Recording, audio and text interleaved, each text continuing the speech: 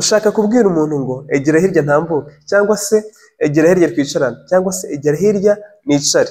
Ese tubivuga gute mu Cyongereza? Let's get started. Move over. Move over ni ukwegera hirya, ni ukwegera hirya umuntu akicara. Then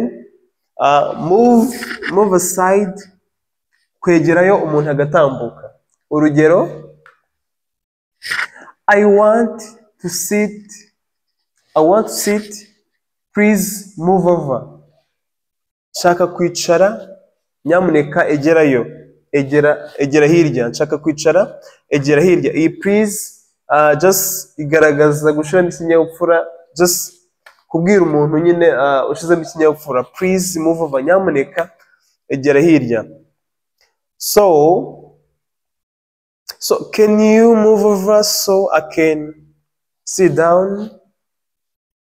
Ese wakegera hirya nkicara? Ese wakegera hirya nkicara?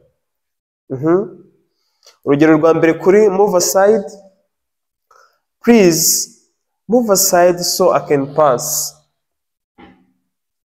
Nyamuneka egerayo ntambuke, nyamuneka egerayo ntambuke.